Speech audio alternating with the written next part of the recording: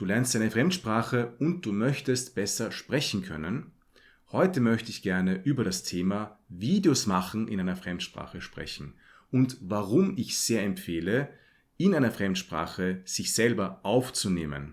Man kann diese Videos einerseits auf YouTube veröffentlichen, man kann sie aber auch sehr gerne einfach nur ganz privat halten, dass nur man selbst diese Videos sieht.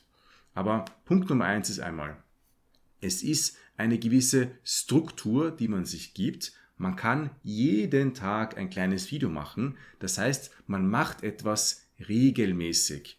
Und man kann auch ganz frei das Thema auswählen. Es ist vielleicht ein bisschen wie ein Journal, wie ein Tagebuch, nur in Form eines Videos. Und das ist einmal ein sehr großer Vorteil. Man gibt sich quasi eine bestimmte Lernmethode oder Übungsmethode, eine bestimmte Struktur. Und man muss nicht viel nachdenken, was man heute machen soll. Man schaltet einfach die Kamera ein und spricht ein paar Minuten in der Fremdsprache. Vorteil Nummer 1. Vorteil Nummer 2, man kann sich selbst beobachten. Warum ist das ein Vorteil? Naja, wenn man sich selber beobachtet, während man eine andere Sprache spricht, kann man viele nützliche Dinge herausfinden.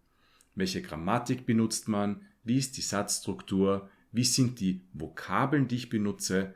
All das kann helfen, sich sehr, sehr schnell zu verbessern, weil man eben seine eigene Sprechfähigkeit und, sagen wir, seine eigene Wortwahl sehr gut kennenlernen kann. Dann Vorteil Nummer 3 ist etwas Psychologisches. Und zwar, wenn man anfängt, sich selber in der Fremdsprache zu hören und zu sehen, dann bekommt man auch immer mehr das Gefühl, dass diese Sprache Teil von dem eigenen Leben ist und wird. Das heißt, das ist auch eine Art Identitätswechsel und das kann ich eben sehr, sehr empfehlen.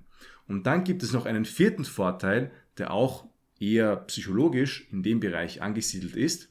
Und zwar, man kann dadurch auch die Angst verlieren, wenn man sich auf Video aufnimmt oder vielleicht sogar dieses Video dann veröffentlicht, auf YouTube zum Beispiel, dass man einfach die Angst verliert, perfekt sein zu müssen, dass die Grammatik immer richtig sein muss, aber dass man trotzdem seinen Fokus auf die Kommunikation legt. Also, was möchte ich denn gerne mit der Welt teilen?